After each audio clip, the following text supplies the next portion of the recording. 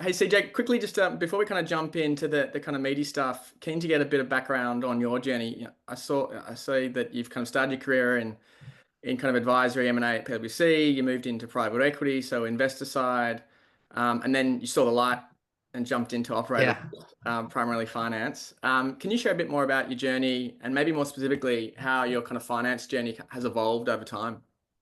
Yeah. Well, first off, I want to say that I didn't know that working in finance or operations really at tech firms was a thing in college. So where I went to school, it was kind of like you either go to a big four accounting firm, as we call it in the US, so like a PwC, KPMG, Deloitte, EY, or you go and do investment banking, or I don't know, you try to become like an economist somewhere. I don't it seemed like a really cookie cutter path. And then I kind of discovered you'll see kind of my resume that like there is a real need for people to make sure that the trains run on time. And so my first role out of college was doing M&A advisory, which was really just me learning how to be a professional. I was like a glorified coffee getter, I'd say, but in the process, I got to learn about how companies brought their products to market and how they monetize them. And then I got to go to a client of that advisory groups on the private equity side, and I was responsible for portfolio operations and valuation. And I don't think I was as good as you are at it, Dave. I would probably rate myself like a B minus. And so I definitely had like the hustle and some of the smarts to get the job done, but I kind of look at it like what's your product market fit for yourself in your role and what do you get energy from? And I tried to stack my skills and found that it was most useful actually on the operator side. And I hit this crossroads where it was like, go back and get your MBA. And the place I was working, I was like, you can go to one of two schools. It's like, okay, great. Or you can try to figure out something else. And I took a chance and went to the operator side. And my first role there was in strategy and operations, which was probably just like a title for like guy who can come in and work a spreadsheet for everybody. And I remember my first project ever on that side. It was at a backup and recovery firm. We were probably like 600 million in revenue at the time, and it was probably 2,000 people. And I built this thing called a cloud indifference model. So we were going through the shift, Dave, where we were going from a perpetual model to a SaaS model. And they wanted to make it so sales reps were indifferent at the time of selling one versus the other. And I remember like working this spreadsheet, which was like something very basic to me. And they looked at it like I just walked on water. And I was like, well, I wasn't really appreciated this much on the other side. So this is awesome. I think I'm going to stick around. And also these sales guys are a lot more fun to go out to, the pub after with.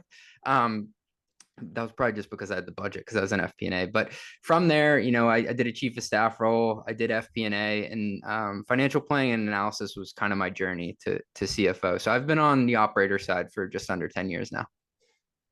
Awesome. Awesome. Um, I guess given that vantage point and the kind of variety of roles and I guess both sides of the fence you've sat on, keen to get, how you think about finance as a capability and kind of what are the typical roles and responsibilities. I know a lot of people on the call, potentially aren't from that background as well. So what's the simplest kind of way to kind of break down the component parts and how you think about the kind of the bookends of finance?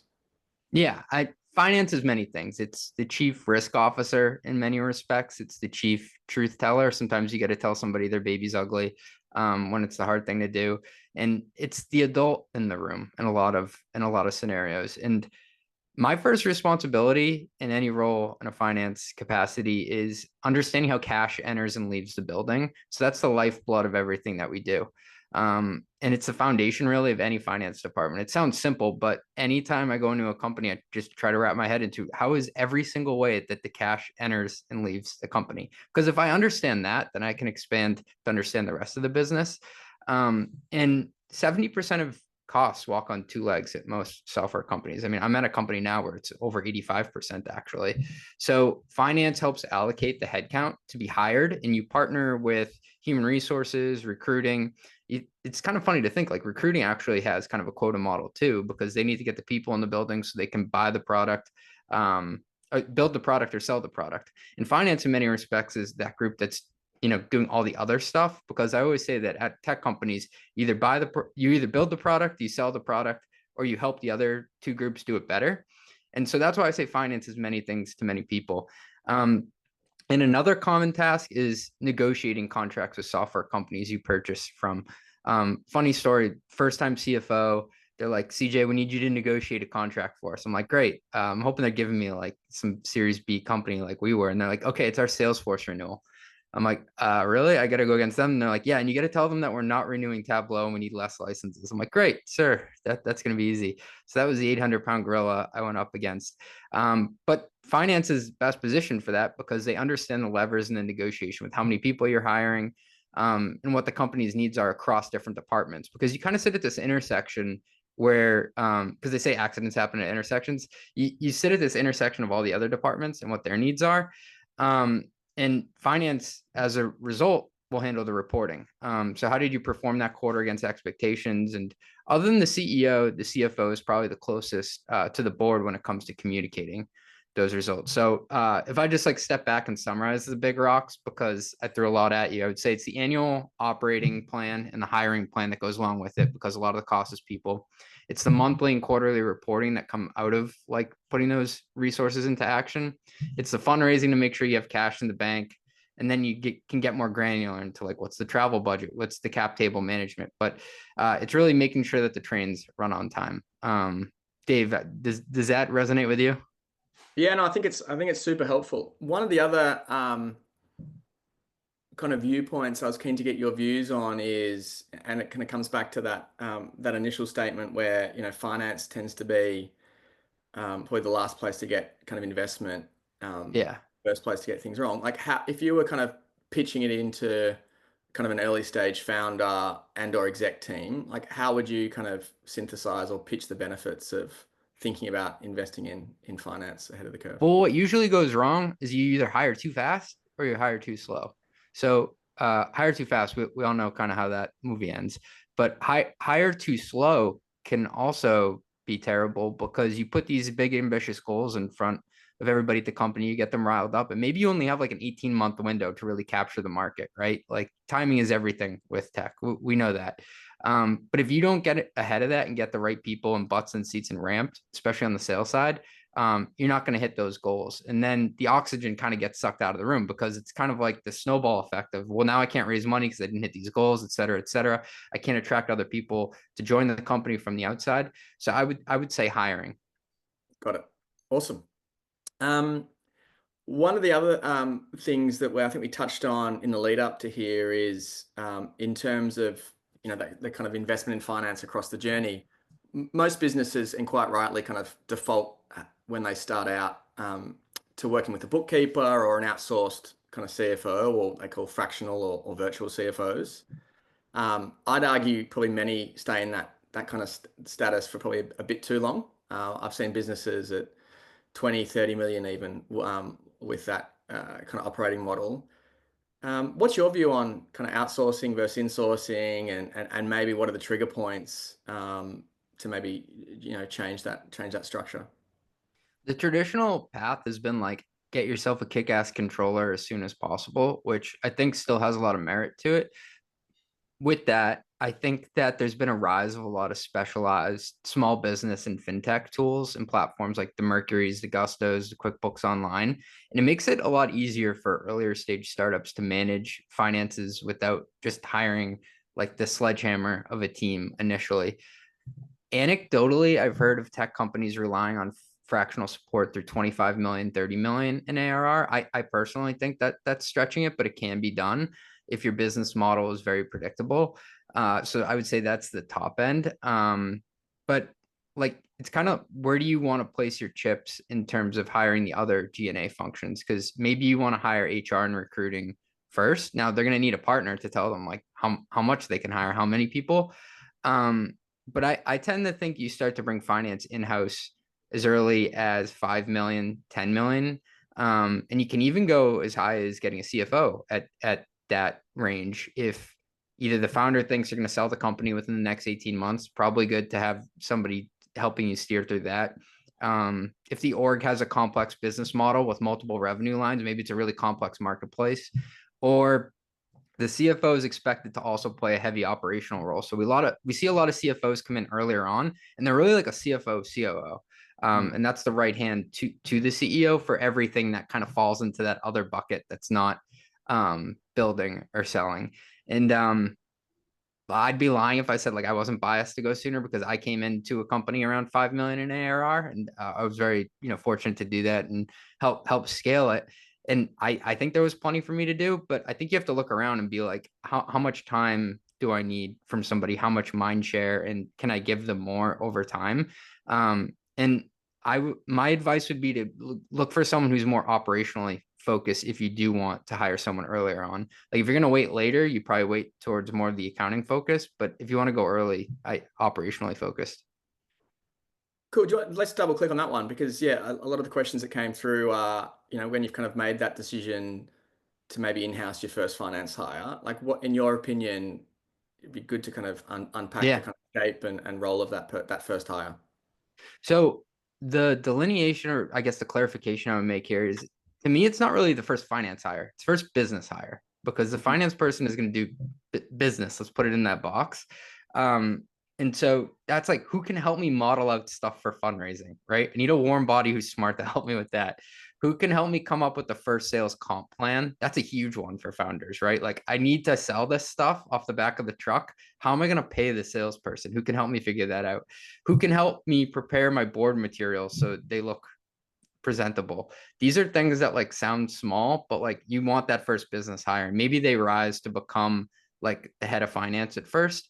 Um, but I do think that you can get some really good talent who are these business hires out of consulting or banking, and then tap more of like a focused finance leader a little bit later.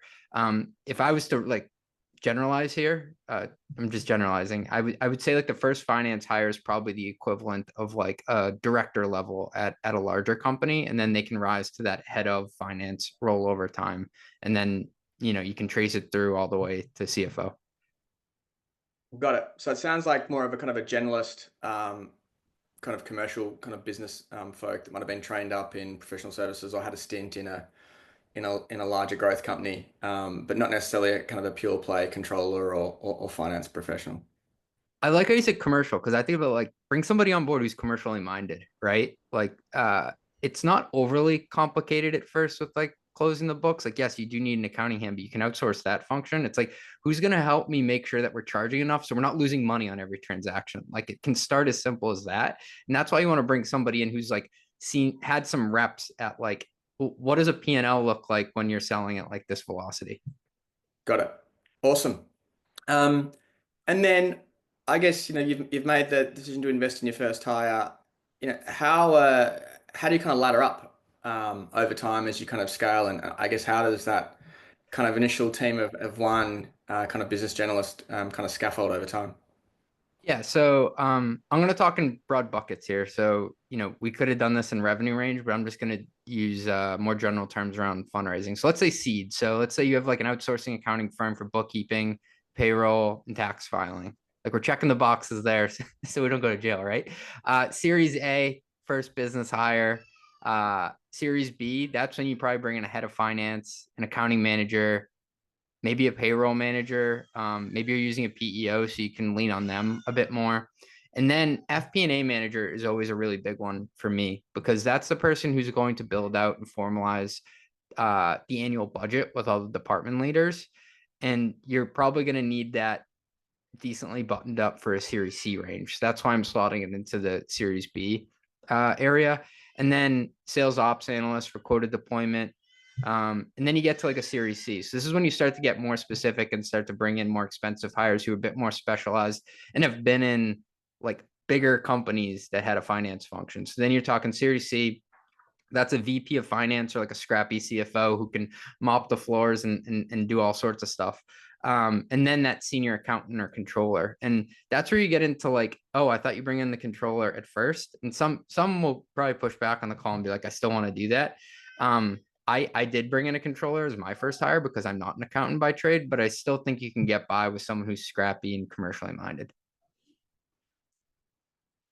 Got it. And I think that's a really good point, right? It depends on one, and as I've found across, the founders that I work with, some are sort of biased more commercially, some are biased more product or sales.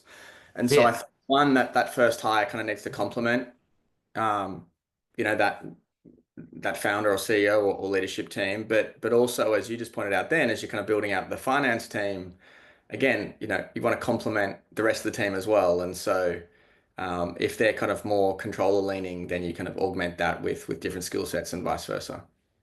And it's funny, that's all actually like the advice that people come to me like, how do I get my first CFO role? I'm like, well, you got to find product market fit with the founder of what do they need, right? And it's the same thing. Like if if I'm not an accountant, I every Batman needs a Robin, right? Like you got to go and find out who your foil is to help with that. And like I don't know. It depends who you are as a founder, right? What's your weak spot? That should be what you optimize for, and then you let your finance leader for their first hire optimize for whatever their weak spot is as well.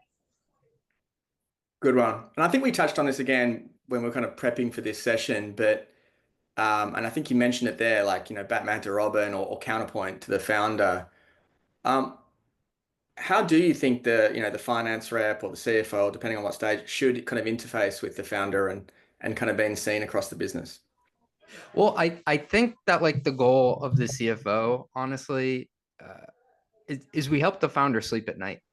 So finance allows the founder to be more risk on because we're playing goalie. And we kind of touched on that at the beginning. I often say to my company, like, listen, guys, I got to play goalie because I'm letting everyone else play offense here. And we allow the founder to achieve their vision by allocating resources against those priorities that need to be accomplished. And this stuff doesn't get said a lot, Dave, but honestly, like sometimes you hire a finance person partially to be a human shield, right? And I'm okay with that. Um, like I can take a punch. I can be the bad guy for the CEO. And I always look at my role as if the CEO is my number one customer, how do I make him or her look good? And sometimes you have to be the bad cop. Whether you actually need to be the bad cop is one thing, but every team does need the person who is willing to go in and play a bit of hardball on the contract negotiation, or if someone is asking the CEO for more headcount, sometimes you have to be the one to go in and kind of relieve them there. Um, or maybe you have a customer who hasn't paid and you have to pick up the phone and have hard conversations. I was talking to a friend last week, Dave, and he said being a CFO is a series of uncomfortable conversations over and over and over again. And I guess that is somewhat inherent in the role. It's a good analogy. I guess then, obviously, with that kind of bad cop kind of mindset, unfortunately, some of the time, all those uncomfortable situations, that's sometimes a tricky spot to be in, particularly in, a scaling kind of forming norming Yeah. team. What have you seen works well that you kind of, can be a true business partner, not only to the CEO, but, the rest of the rest of the business? Yeah, I'm glad you brought that up because I saw this study and it was the number one reason why employees leave is because they don't like their manager. But then if you zoom into the C-suite, the number one reason why people in the C-suite leave, it's not because they don't like the CEO, it's because they don't like the people that they have to interface with in the C-suite. And that's especially true with CFOs. If you look at tenure, I think it's like the average is 2.2 years for a CFO. And they usually leave because they're not getting along with like the CRO or they're not getting along with the CMO. It's not because they don't like the CEO. It's actually because they over-indexed on just helping the CEO. What I think works well is really spelling out what the shared priorities of the goal and goals are of the company. Because when you have to play bad cop, it's a lot easier when you say, "Listen, we all agreed we wanted to do these things. I want to do that too. But like, if we allocate resources here, that means we can't do that. Do you still think we can get to those goals?" And so what I tried to do is get buy-in at the beginning of the year and every quarter on what the priorities are. And I use those actually as what we're bumping up against. And I use those as the talking points. It's not really no, it's I want to enable you to go faster, but what did we all agree to do collectively? Yeah, yeah. No, good one. Good one. Maybe switching gears, we've kind of talked a lot about the people side of things and the capability that builds up over time. Some common questions that come up around like kind of tech stack. Again, what do you start with? What are the kind of go-to default type things that you would recommend? And as the complexity or the scale of the business grows, what are the kind of tools or software that you commonly see added over time? Yeah, it starts with the ERP, and that can be something basic like a QuickBooks, which actually isn't that basic anymore. I heard this story that Fitbit in the US was actually on QuickBooks until 300 million in revenue, which I think is like world record. Eventually you go to like a NetSuite or a Sage Intacct, but think about what's the foundation for where all the financial numbers are going to come from. What's the accounting core? And then you work outwards, right? So then the next thing that I concentrate on is payments, and there's some great solutions there. So I like Mercury. I've also had success with Ramp and Brex, and that also allows you to give out virtual credit cards and monitor those well. First finance person, like clockwork. When you get hired, within a day, everyone in the C-suite's asking for a credit card. It just happens. So you want to have an answer to that. You also want to have like a talk with the CEO. It sounds silly, but like, what's our culture around credit cards? What's our culture around spend management? um how much are we going to police this, because you want to be consistent, even if it's strict or if it's not strict. Then after that, I like to get something that integrates in the tech stack with both the ERP and the expense management system for travel. So travel can be like this black hole that's hard to track, and it's also miserable for expense management if you don't have it synced with the credit card system that you're using. So I like to go with that even like really early on. Like I'm talking Series A. You should get the payments and the travel like synced up. And then finally, I would say moving to FP&A tools. And I say finally, like there are 50 different other areas of this, but like if I was to pick another big bucket, I would say FP&A tools for the budgeting.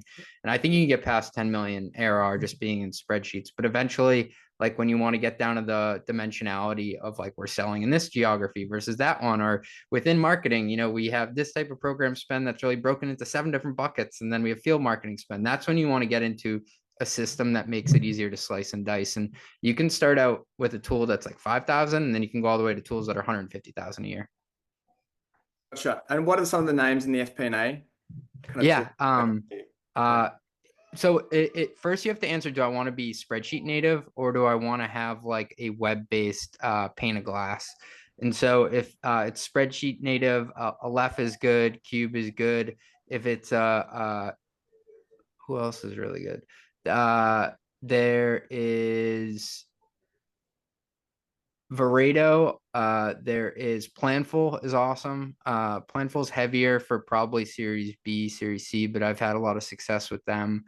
And then Runway. I really recommend Runway. Yeah. If you're early on, I like them a lot and I've had a lot of success. So those are some of the tools that I've explored. Cool. Awesome.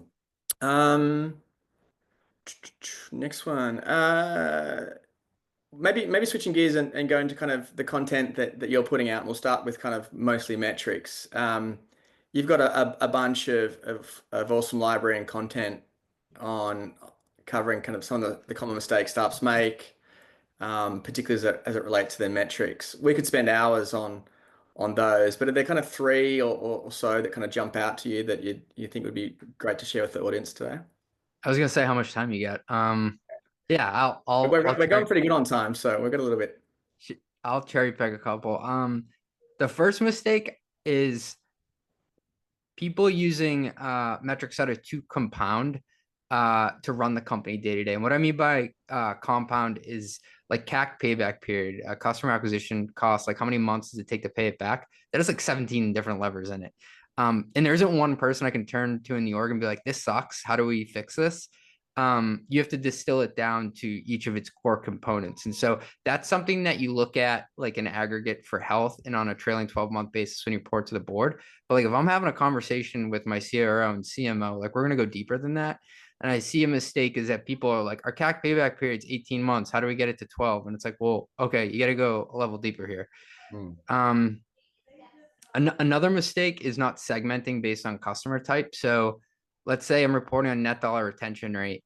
How does that look for a customer spending $1,000 a year versus 50,000 per year? You probably shouldn't put them in the same bucket, because if you want to expand them over time, is it going to be through more licenses, more usage of the same product? Is it going to be through upselling them a new product? There are different routes to doing both of those, and it's going to be different if someone's paying on a credit card versus it's like a true procurement process. So in segmentation, Dave, like it relates to all the metrics. I think like there's no point. It's never too early to start segmenting, because every company gets to the point like, oh, I wish I had the historical data to compare what like enterprise looked at or SMB looked like a year ago. So like just try to think about it now rather than later. And then, oh, this one grinds my gears. When companies report on cumulative metrics, so you get the deck, it's like all-time users or all-time downloads or all-time revenue. Like that is a worthless metric. They can't go down, right? It just goes up over time, and you always need to put some sort of timeline to show the velocity of change. So, please don't put cumulative metrics in your board decks. Good one. Good one. There's a bunch others that I've kind of loved diving into as well, but I'll leave those ones to maybe the back end. Um, and then I guess on the podcast, you've had the privilege to interview, a bunch of amazing operators, both in the finance and kind of adjacent to the finance function over time. Um, are there any kind of standout lessons or tips that you've taken away for your own role as you've kind of grown into where you are today? Yeah, I mean, like the first takeaway is like, holy shit, I didn't mean to swear. I can't believe these people are picking up my phone call. Like I started this as like a guy in his basement with his dog like a year ago, and now I'm coming up on 100 episodes. Um, in the first 10 episodes I interviewed Sonoe Terrero, the CFO at Envoy, and I asked him, how do you say no gracefully? And he gave the best answer. He said, my approach is called butter and knife. So you want to butter people up before you have to poke them. And I was like, what do you mean by that? And he's like, you have to take this early investment in people so they see you as someone who's willing to say yes, but many times needs to say no. And so he called it the butter and the knife approach, and that one's always stuck with me. When to communicate bad news. So I asked Charlie Kevers, the CFO of Carta, cat management tool. I'm like, how soon do you pick up the phone and deliver bad news? Because you always want to guard the CEO to a certain extent, but like you're the chief truth teller. He said, the moment I know I won't hit a number that I committed to or that we committed to as a company, I'm going to communicate that. And it's uncomfortable, but it's way better than waiting and it looked like you held on to information. So always remember that you're the chief truth teller there. And then one other that stuck with me, and I didn't expect it, was I was talking to Sonali Parekh, who's the CFO at RingCentral. And I asked her for advice for CFOs, and she said, talk to customers.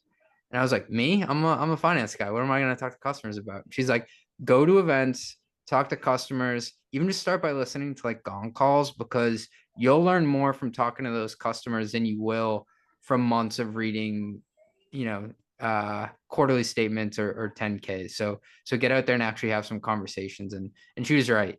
It is true. So I have to get out from behind my keyboard, which is scary.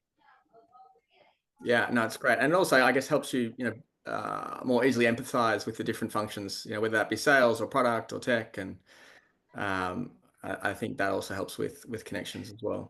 And just to add one more thing, I think like the biggest takeaway is the best CFOs I talk to intimately understand their product.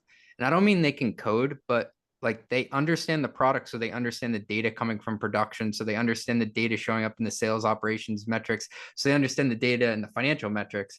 And I think at first I was like, oh, I own the financial metrics. It's like, no, you own how all the data interacts. In order to do that, you have to actually understand what you're selling to a certain degree. So I I like really bug the product marketing person at every company I'm at, because I'm like, dude, you gotta like explain this to me like I'm five, so I don't look stupid in front of investors. And it's better to look stupid internally than it is externally.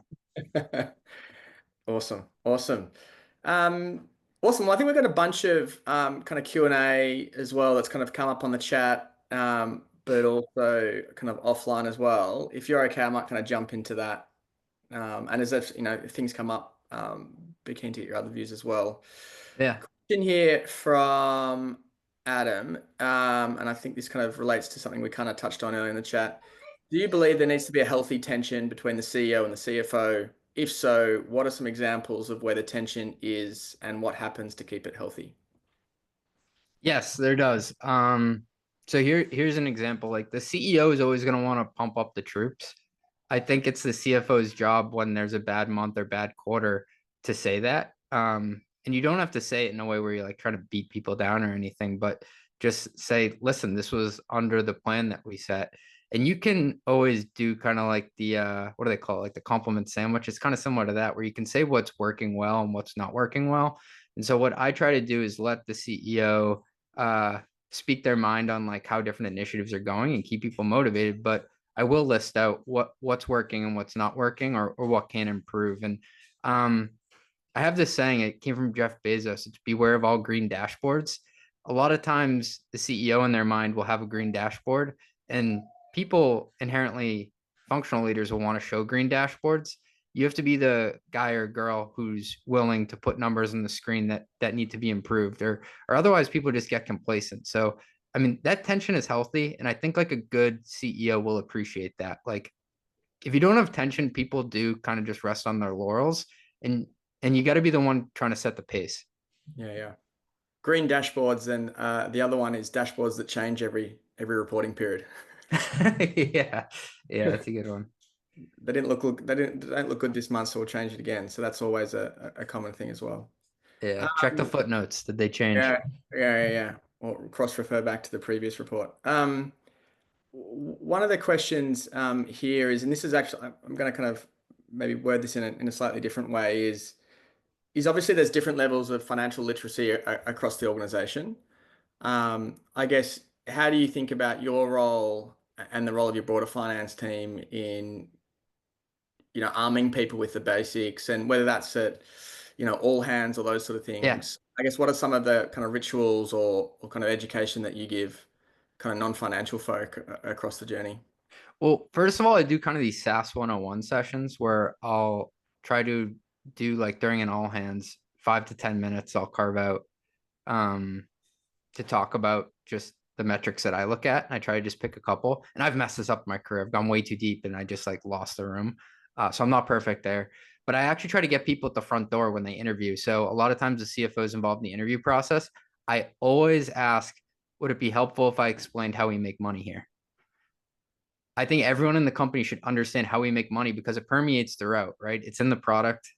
It's how sales explains how we sell. It's in marketing. And a lot of times people are too afraid to ask. So I say it in a way like, I'm going to tell you anyway, regardless what you say, like how we make money, because it's important when you get here. And then you'll know what metrics mean success off of that. So I I think like it's always this delicate balance of trying to make sure that people understand but aren't overwhelmed. Like I've worked in businesses before where it was GMV, and to give you an example, let's say we were making 100 million a month and you take 1% of that. I had an SDR come to me one time inside sales and say, "Hey, we're making 100 million a month. Like, well, why can't I make more money?" And I was like, "No, no, no. Oh my goodness, we missed the boat here. I got to explain like actually how this works." And so there is this core baseline of understanding, and hopefully you can kind of create like a recurring stage for you to go through some of it, but not to go too deep. Yeah, yeah. And Laura's got a question around this is, what are the must-haves for a financial literacy skill set as an operator? Are there kind of, you kind of mentioned, how do we make money? But maybe are there kind of common things that you always, kind of talk to, or kind of give a 101 of when you're kind of talking through kind of finances and how to think about it? If I was to talk to a CEO and they didn't have a finance person on board, I think the biggest thing for financial literacy is cash burn. So how many months do I have left here? Because cash is that oxygen to let you keep going if you are burning. And then it's how to ramp this isn't even a financial metric. It's basically like how much sales capacity do you have? Because I see a lot of founders build these models that are overly ambitious, but then they don't take it down to like, this is calling for me to basically do 5 successful deals a day, every day for the year. And so like it's simple like price times quantity math. And you can make a lot of money just making it that basic. But I would say it's like looking at sales capacity and saying how many people do I need in place to even come close to these goals. Yeah, yeah. Awesome. Well, we've got a good one here, and actually, it's topical with a bunch of my portfolios as they kind of go into the planning cycle. Um, how do you measure, like measuring ROI on S&M? So sorry, S&M is kind of marketing and sales spend and deployment. is relatively black and white, albeit to your point before, it's got multiple levers when you kind of break down kind of CAC payback Yeah. efficiencies and many ways to cut it, but at least it's kind of more easily measurable. One of the challenges that many CFOs I speak to have is kind of measuring the ROI on product and engineering, and kind of holding those kind of teams to account over time. Any kind of tips and what you've seen work over time? It's hard to measure at first because if you don't have revenue yet, it's kind of like infinity. I don't really know what it is yet. What's the square root of zero? But over time, once you do have some revenue, I break it into three different buckets, right? This is like a goal over time. So it's maintenance. So that's just like keep the lights on. It's new features. So basically make that product better. And then it's new products. So this is like me. I don't know how to code. This is my CJ simplistic view of R&D spend. Ideally, I want to get maintenance to a point where it's under 50% and ideally like 30%. And then I want the new features to be 10 to 20% because you don't want to become a feature factory either. You don't want to get to a point where like all my dollars are going to just put bells and whistles on this. And then you want to get to a point over time where it's new products of 50 to 60%. So like I think a healthy state, and this is me summing up, which are mainly people resources on R&D, so engineering plus product, like 30% maintenance, 10 to 20 new features, and then 50 to 60 new products if you're still on that like hyper innovation cycle. Yeah, it's a good one. Yeah, the way that I've kind of seen it done is very similar. So yeah, kind of keeping the lights on spend and kind of tracking what that is. Then I think you can talk about features, but like more retention based Yeah. dev work. And then the last one is kind of growth spend. So again, new products, how can we expand revenue? How can we expand monetization? Those sort of things. So those three buckets make a ton of sense. Awesome. And down here, I'm not sure what it's like in the States. Splitting out those buckets can also help with some of the R&D kind of credits and things you get back down here as well over time if you're kind of doing that well. What else do we have? Okay, here's a good one. When you're kind of interviewing for your first finance hire, or in this case, kind of CFO, what are some of the kind of critical questions you think the founder or kind of hiring manager should ask? Um, oh man, this is hard.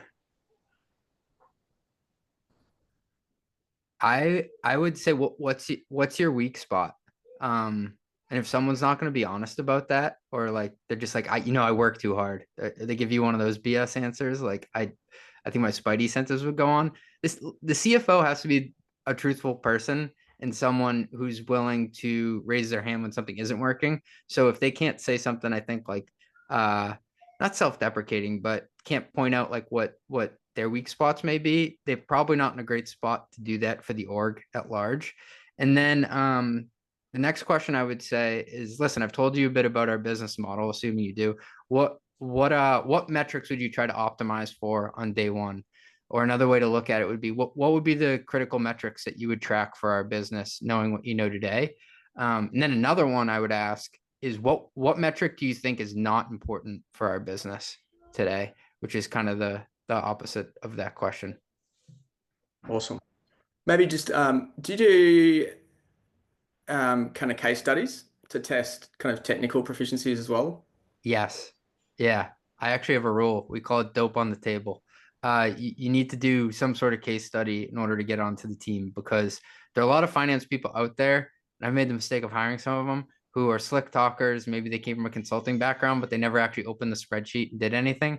And I need to see your work product because if I'm going to hire someone and then I'm going to be up at 10 p.m., like moving wingdings around on the slide, like that is not going to help me go faster. So I think everybody needs to do a case study. And so it doesn't have to be like the prettiest thing in the world, but I also think it helps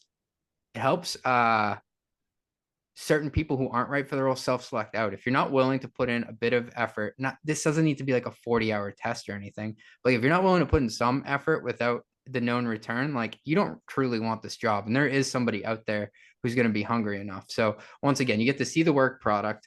And ideally some of it's written because if you're working asynchronously, you want to make sure like communication style is normal. Um, and then also just like the willingness test. Are you willing to put a bit of time into this? That's big to me. Good one. Yeah, love a good case study. Always ask for examples of those because they always I come hate out. taking them though. I get Sorry? I hate taking them, but I love giving them. Yeah, I think everyone hates taking them, but I think in the end, particularly if they're, as relevant as, and even if it's kind of actual data or, slightly masked data on the company, I think it helps them also get up to speed on the company itself and kind of hit the ground running if they do kind of ultimately get that role. So Yeah. yeah, I think while it's an investment, I think it's, worthwhile on both the candidate's side and obviously the kind of business's side as well. Um, Good one. What else do we have here? Question from Tim. Where can a CFO add the most value in the fundraise process for a company going from Series A to B or B to C? Sources and uses. So what are you going to do with that money? And then what's the return going to be? Got it. Got it. It's an M&A background speaking again, CJ. Yeah, I know. Yeah. Can't get rid of it. Cool. Don't think, and Browno, you're kind of popping in, giving me nudges in the background. I can't see any other kind of questions coming from the floor. And we've got a little bit of time left. But before we kind of wrap, CJ, you've got, as I said, keen to kind of reiterate to the group kind of where they can find more of your content, and then maybe when you kind of highlight some where that content can be found, if they were to kind of consume, 2 to 3 kind of key pieces, what would they be as a kind of a starting off point? Yeah, the number one series I wrote was around how to deal with your board and the materials and templates for presenting to your board and kind of the insider baseball of what like the real motives and the roles of the board members are. So that one's on there, mostlymetrics.com. And then I wrote another recent series about annual planning. So if you're building your first budget, this will walk you through and it'll help you collect the info from your department leaders and then pitch it back to your board for approval. And then I wrote one on, it was popular. It was like your complete guide to ARR. So basically explaining everything about annual recurring revenue, which sounds simple, but it actually isn't. And how to better understand the rhythms of your business based on that. It's funny. Everybody thinks that everything is ARR now, but it truly isn't. Like you can have an ecom business online. They're like, oh, it's ARR. It's like, is it? I don't know.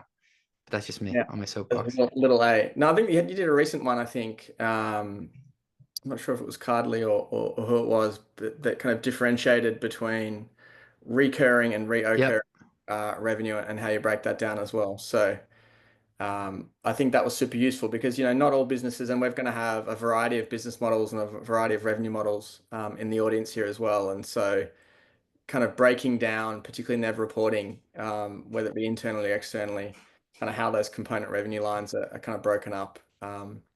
Is super important. And one of the things that I've seen kind of catch founders out to date is when they kind of focus so much on kind of that ARR metric or an annualized revenue number, they kind of assume that's actually the revenue or the cash that comes in the door. No, it's not. Yeah. Yeah. And Yeah. that can catch a lot that catches a lot of people out. Yeah, totally. And then I've also written about net dollar retention. That's one that throws people for a loop. Like, what are the levers within this? Because everybody's asking me to report on NDR, net dollar retention. What should it be and what does good look like? So that's a metric that has a lot of power, but it's what does Uncle Ben say in Spider-Man? With great power comes great responsibility. You can mess that metric up pretty bad and then have to restate it. I've had that happen to me before, so it's better to get it right from the start. What do you mean by that? Like where have you seen it being messed up into how it's calculated or how it's presented? Mostly how it's calculated and people putting in like expansion too early into there. And so basically they increase the numerator without actually increasing the denominator. So it's usually measured on a trailing 12-month basis and net dollar retention, nerding out here. You can it gets better by either you don't churn, right? So it doesn't go down. And then you either expand the customer through adding new products, increasing more licenses or increasing usage if it's a usage-based model. And a lot of people sometimes will shove stuff from inside of that period. So maybe it's like 10 months in, they increase usage and they'll put it in the numerator. And then an investor will come along at some point and they'll be like, whoa, this is really good. But then they'll look and it's not in the denominator. The other way is if you have contracts that I wrote this piece, it's called If You Want to Trick Your Investors, Tell Them About Your Car.